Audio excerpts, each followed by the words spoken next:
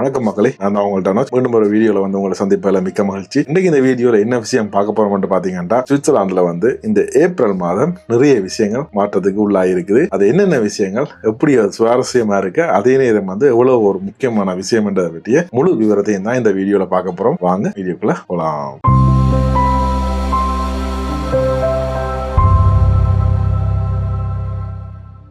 அதாவது வந்து பாத்தீங்கன்னா மக்களே, சுவிட்சர்லாந்துல இந்த ஏப்ரல் மாதம் வந்து நிறைய விஷயங்கள் வந்து மாற்றத்துக்கு உள்ளாயிருக்கு. அதே நேரம் வந்து சில கட்டுப்பாடுகள் வந்து விதிக்கப்பட்டிருக்கு. ஸோ இந்த ஏப்ரல் மாதம் முடிவில் நாங்க இப்ப இருக்கோம். ஸோ இந்த ஏப்ரல் மாதம் ஃபுல்லா என்னென்னலாம் நடந்துச்சுன்றதை சுவாரஸ்யமான விஷயங்களோட வந்து சேர்த்து பார்க்க போறோம். ஸோ முதல்ல நாங்க அது பார்க்க போற விஷயம் என்னன்னு பாத்தீங்கன்னா, உங்களுக்கு எல்லாருக்குமே வந்து தெரிஞ்சிருக்கும், இந்த கிரான்ஸ் மொன்டானால வந்து நடந்த விபத்து பற்றி எல்லாருக்குமே தெரிஞ்சிருக்கும். ஒரு உணவு விடுதியில வந்து நடந்தது. அது எல்லாருக்குமே தெரிஞ்சிருக்கு. நிறைய பேர் பாதிக்கப்பட்டிருக்கார்கள், உயிரிழந்திருக்கார்கள். அதை வந்து கருத்துல கொண்டு சுவிஸ் அரசாங்கம் வந்து ஒரு முடிவு ஒன்று எடுத்திருக்கார்கள். என்னன்னு பாத்தீங்கன்னா, உணவு விடுதிகளுக்கும் மற்றது பார்களுக்கும் வந்து சில கட்டுப்பாடுகளை விதிச்சிருக்கார்கள். அது வந்து யாரெல்லாம் பாதிக்க போறோம்னு பாத்தீங்கன்னா, உணவு விடுதிகள்ல கொண்டாட்டங்கள் செய்யறவங்களையும் அதே நேரம் வந்து பார்ட்டிகள் செய்யறவங்களையும் வந்து பெருசா பாதிக்க போகுது. என்ன விஷயம் பாத்தீங்கன்னா, உணவு விடுதிகள்ல பர்த்டே டைம்ல வந்து மத்தாப்புகள் கொளுத்து வீதம், அதாவது வந்து பாத்தீங்கன்னா அந்த வெடி மாதிரி சிறுவானங்கள் எல்லாம் கொளுத்து வீதம், சோ அதுகள் எல்லாம் தடை செய்யப்பட்டிருக்கு. அதே நேரம் வந்து அந்த புகை குண்டு சொல்வார்கள், அதாவது வந்து ஸ்மோக் பால்ஸ் சொல்வார்கள், அதையும் வந்து தடை செய்திருக்காரு. இது வந்து எப்படி இருக்க போன்னு பாத்தீங்கன்னா, நாம கூடுதலா எல்லாருக்குமே தெரிஞ்சிருக்கும், நாங்க தமிழாக்களா இருக்கட்டும் சரி, வெளிநாட்டுக்காரா இருக்கட்டும் சரி, அது சுவிஸ்காரா இருக்கட்டும் சரி, ஒரு பேர்த்டேயா இருக்கட்டும், என்னென்றாலும் நாங்க வந்து உணவு விடுதியில கொண்டாடுவோம். அப்பைக்கு வந்து அந்த கேக்குகளை கொன்றைக்கு வந்து அந்த மத்தாப்புகளை வச்சுதான் கொண்டாடுவாங்க, வந்து ஸ்பார்க்லெஸ் சொல்வார்கள், அதை வச்சு கொண்டாடுவாங்க. அப்படியான அந்த சிறுவானங்கள், அந்த மத்தாப்புகள் வந்து இனிமேல் உணவு விடுதிகள்லயும் சரி, பார்கள்லயும் சரி, சிறிய இடங்கள்லயும் சரி தடை செய்யப்பட்டுள்ளது. இனிமேல் வந்து நீங்க பர்த்டேகள் கொண்டாடும் போது இதுல வந்து கவனமா இருக்கணும். என்று பாத்தீங்கன்னா, இது வந்து தடை செய்யப்பட்ட விஷயம் தான் இப்ப இருக்குது. இந்த மீறினா வந்து அந்த ஹோட்டல்காரா இருக்குன்னு சரி, அந்த ரெஸ்டாரண்ட்காரா இருக்குன்னு சரி, அபராதங்கள் கட்ட வேண்டி வரலாம். அது வந்து உங்களுக்கும் அந்த அபராதத்துல பங்கு கிடைக்க சாத்தியம் உள்ளது. மற்ற இன்னொரு சுவாரஸ்யமான விஷயம் நடந்திருக்கு. எங்கேன்னு பாத்தீங்கன்னா, சூரிச் மாநாட்டுல வந்து நடந்திருக்கு. சூரிச்ல வந்து இன்னொரு விஷயத்தை கொண்டிருக்காங்கன்னு பாத்தீங்க, அதாவது நடந்திருக்குன்னு சொல்றதை விட இது வந்து ஏப்ரல் மாதம் முதல் தடை செய்யப்பட்டிருக்கு. என்னன்னு பாத்தீங்கன்னா, இந்த காடுகள் பக்கத்துல வந்து நாய்களை கொண்டு போகும் போது அவுத்து விடக்கூடாது. அதாவது வந்து 50 மீட்டர் தூரத்துல வந்து அதை சங்கிலியால நீங்க கொண்டு போகணும். இது என்ன காரணத்துக்காண்டின்னு பாத்தீங்கன்னா, இந்த நாய்கள் வந்து அந்த காட்டுக்கிட்டே இருக்கிற இடங்களுக்கு போய்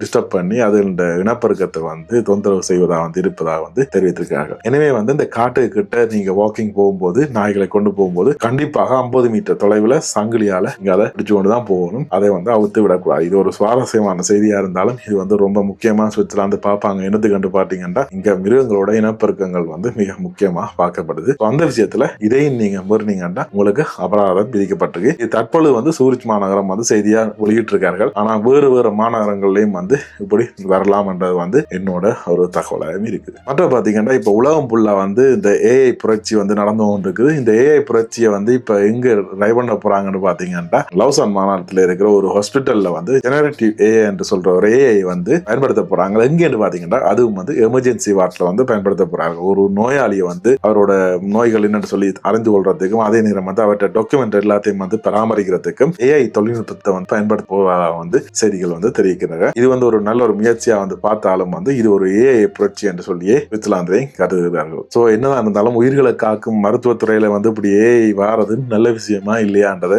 உங்களோட கருத்துக்களை வந்து எங்களோட கமெண்ட் செக்ஷன்ல சொல்லுங்க. அடுத்த விஷயம் என்னன்னு பாத்தீங்கன்னா, இது ஏப்ரல் மாதத்துல இன்னொரு விஷயம் நடைமுறைக்கு வந்தது. என்னன்னு பாத்தீங்கன்னா, சுவிட்சர்லாந்து இந்த பணப்புழக்கம், அதாவது வந்து பாத்தீங்கன்னா சுவிட்சர்லாந்துல வந்து ஒரு வாக்கெடுப்பு நடந்தது. என்னதுன்னு பாத்தீங்கன்னா, சுவிட்சர்லாந்துல இருக்கிற காசு எல்லாத்தையும் முடிச்சிட்டு டிஜிட்டல் மணிக்கு வந்து மாறுறதுக்கு ட்ரை பண்ணவங்க. சோ இதை வந்து மக்களிடையில வாக்கெடுப்புக்கு விடும்போது வந்து மக்கள் எல்லாரும் வந்து அதுக்கு வந்து ஆதரவு தெரிவிக்கல. காரணம் என்னன்னு பாத்தீங்கன்னா, பணப்பழக்கம், அதாவது வந்து கேஷ் ஃப்ரீடம் வந்து வேணும்னு சொல்லி உலகமே வந்து டிஜிட்டல் மயமாக போய்கொண்டிருந்தாலும் சுவிட்சர்லாந்து வாழ் மக்கள் வந்து காசை பயன்படுத்துவதற்கு ரொம்ப ஆர்வம் காட்டி இருக்கிறது வந்து இந்த விஷயத்துல தெரிய வருது. மற்றும் இந்த ஏப்ரல் மாதத்துல இன்னொரு மாற்றம் நடந்ததுக்கு என்ன பாத்தீங்கன்னா, பாசல் விமான நிலையத்துல வந்து ஏப்ரல் 15 முதல் மே 30 வரை 60 விதமான விமானங்கள் வந்து ரத்து செய்யப்பட்டதுக்கு இது காரணம் என்னன்னு பாத்தீங்கன்னா, விமான நிலையத்துல நடக்கிற மேம்பாட்டு வேலைகள்லாம். சோ அந்த காரணமா வந்து சில விமானங்கள் அங்க இருந்து நீங்க எடுக்க முடியாது. மற்றும் வந்து உலகத்தில் நடக்கிற பிரச்சனைகளையும் சாதகமாக கொண்டு இதே நேரத்தில் அதை டெவலப் பண்ணிடலாம்னு சொல்லி அவங்களும் பிளான் பண்ணி அந்த டைமை வந்து சூஸ் பண்ணி கொள்வதா நான் நினைக்கிறேன். சோ